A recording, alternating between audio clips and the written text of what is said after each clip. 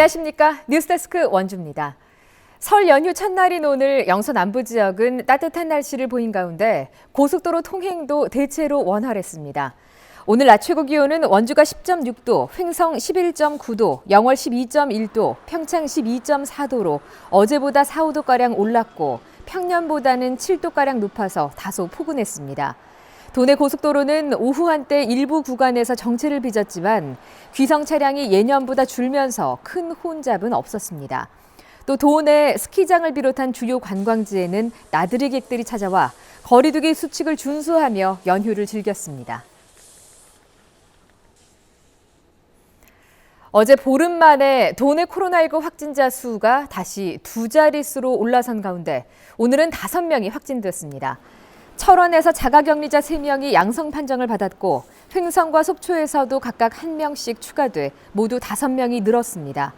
어제는 춘천과 철원에서 각각 4명의 확진자가 나온 데 이어 화천 2명, 횡성 1명 등 11명의 확진자가 발생했습니다. 한편 원주에서는 일주일째 확진자가 나오지 않아 누적 확진자 459명을 유지했고 도내 누적 확진자는 1,764명으로 늘었습니다.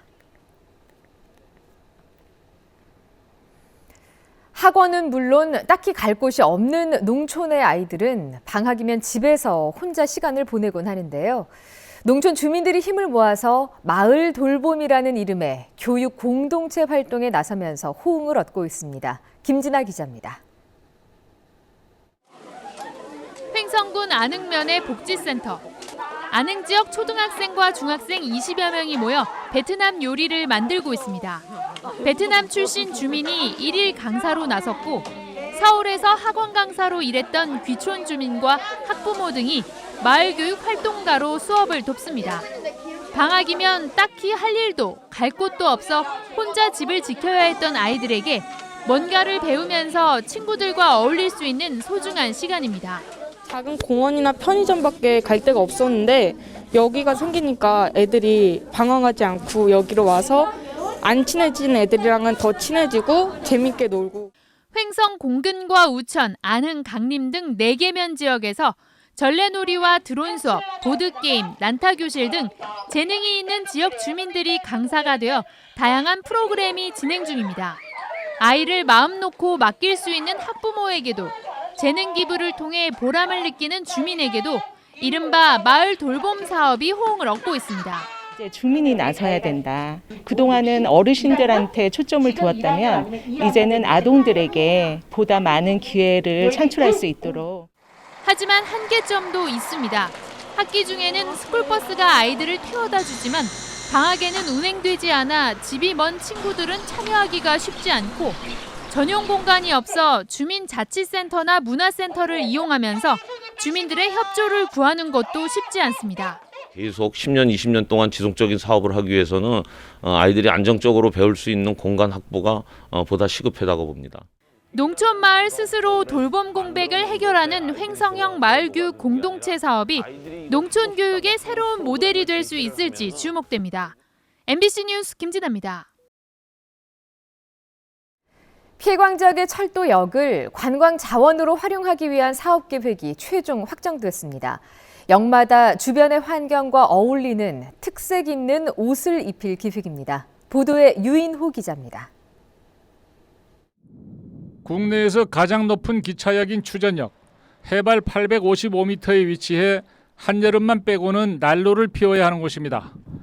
여객에 이어 화물 수송까지 중단됐는데도 관광객이 꾸준히 찾고 있습니다. 철암역은 지금도 석탄을 실어보내는 몇 안 되는 역 중의 하나로 102대간 관광열차가 다니기도 합니다. 코로나19가 엄습하기 전인 2019년에 태백을 찾은 열차 관광객은 8만 8천 명, 정선은 1만 4천 명이었습니다. 이런 기차역의 관광 가치를 높이기 위한 사업 계획이 확정돼 올해 설계를 시작합니다. 태백과 정선 지역 기차역 6곳이 대상입니다. 석탄을 나르기 위한 산업철도였는데 이제는 그 역할이 거의 다 한 거죠. 그래서 새로운 길을 찾으면 모색해야 되고 그게 바로 우리 철도역에다가 문화를 입히고 볼거리를 만들고 이러면서 사람들이 우리 지역을 찾게 만드는 이 철도의 역할에 변화되는 기점이 바로 지금이라고 생각합니다. 태백역은 낙동강 발원지의 특성을 살리고 추전역에는 높은 고도를 활용한 시설을, 철암역에는 산업유산을 활용한 시설을 조성합니다. 정선역에는 정선 5일장과 연계한 길을 만들고 나전역에는 과거를 추억할 수 있는 테마공원, 아우라지역에는 아우라지 조망타워와 짚라인을 설치할 계획입니다. 2024년까지 모두 193억 원을 투입하며 절반은 중앙정부가 지원합니다. 태백시와 정선구는 이 사업을 통해 폐광지역의 철도 역사가 새로운 문화관광 자원으로 다시 탄생하기를 기대하고 있습니다. MBC 뉴스 유인호입니다.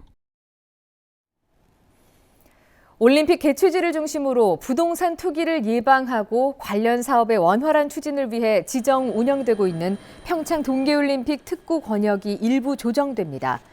강원도는 봉평 레저 문화 창작 특구를 지정 해제하고 평창 건강올림픽, 강릉 문화올림픽 종합특구구역을 일부 조정한다고 밝혔습니다. 특구에 포함된 지역은 2023년 4월까지 토지거래 계약 시 해당 지자체장의 허가를 받아야 하고 해제된 지역은 토지 거래가 자유롭게 허용됩니다.